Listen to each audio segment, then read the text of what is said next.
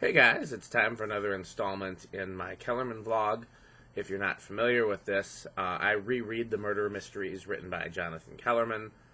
Just kind of a decompressing stress relief thing that I reread the whole series and then read it again.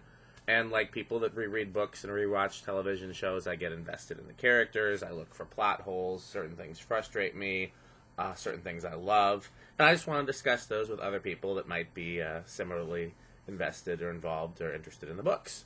So the book that we're at now is Bad Love. This series is really for people that have read the books. If you haven't read the book, I don't recommend continuing to watch. But just in case you haven't and you want to keep watching, I'll give you a synopsis. So the main character is Alex Delaware. He's a child psychologist, and he occasionally consults to the LAPD. And he receives a tape in the mail, a recording in the mail, of a child screaming bad love. And he's understandably freaked out, so he plays it for his friend, LAPD detective Milo Sturgis, who coincidentally, it seems, has just recently had a case where where there's a murderer that's being apprehended by police, and he's ultimately killed by police, and in that moment, he screams out bad love. So they go looking for other cases that might pertain to bad love and try to figure out what's going on, who sent Alex the tape. Meanwhile, Alex is getting harassed, possibly from the same person, possibly from a different person, and they're trying to figure out what's connected and what's not. So that's the synopsis of the book. Let's get into my notes. So the book starts pretty much, besides the tape, Alex is evaluating the kids of someone named Donald Dell. Donald Dell is a white supremacist, like white power gang member who murdered his wife, and Alex has to evaluate his kids for the court. And there's a previous case in a previous book where he has to evaluate the kids of someone named Richard Moody. I think that's in the book Blood Test. And the whole premise is very similar. Richard Moody reminds me of Donald Dell or vice versa. The kids are similar. The evaluation is similar. It just seems like a plot device that Kellerman reuses. Okay, second note.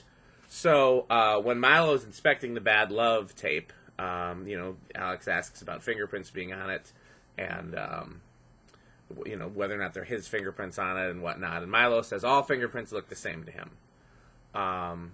But in later books, Milo can recognize Alex's fingerprints on sight. So is that a continuity error, or did Milo learn, how to recognize fingerprints as he continued to develop as a detective, and specifically to recognize Alex's?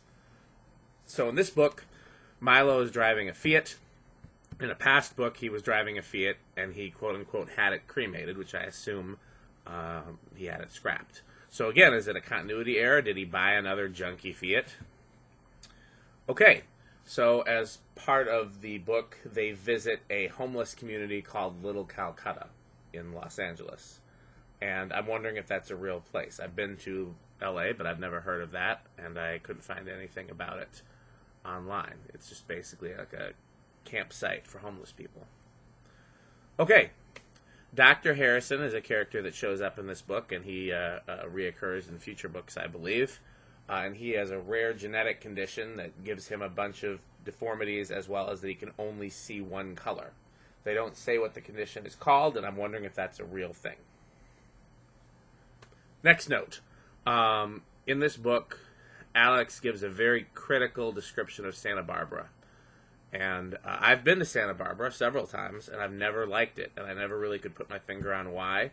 And Alex's description, or Kellerman's explanation, however you want to look at it, makes a lot of sense.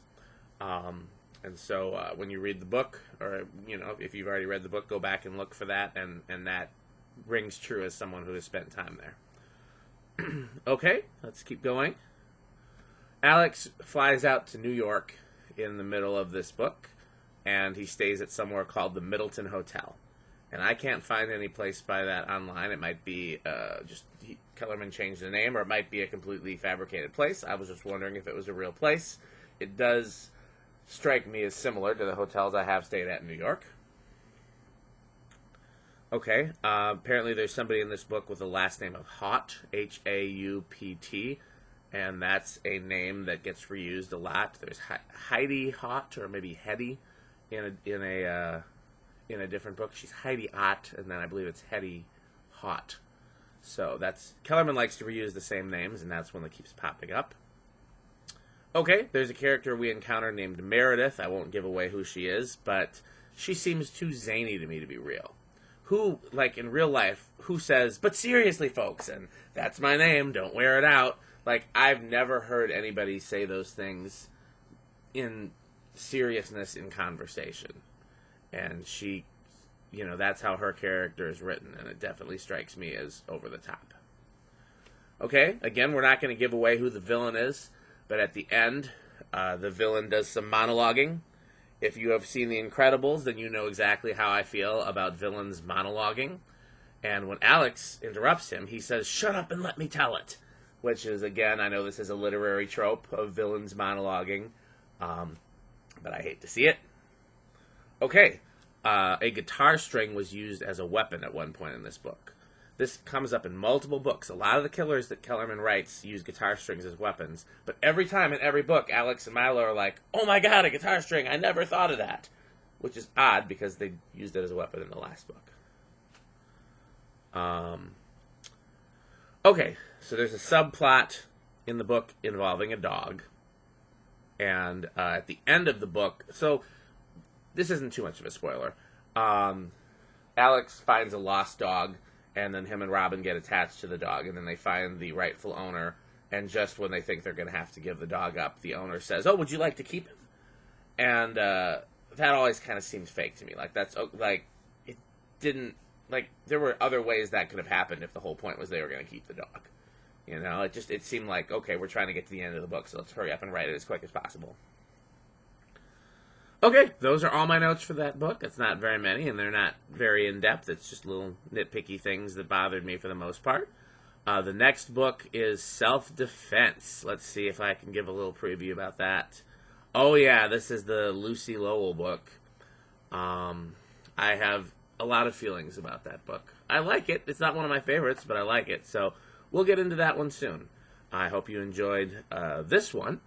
And if you have read these books and you have comments, or you may have an answer to some of my questions, or you might agree or disagree, I look forward to your comments. Please comment on the video. You can also, I also post these in a Facebook fan club for Jonathan Kellerman fans. You can feel free to interact with me there. I would love to discuss this with somebody. So, thanks for watching.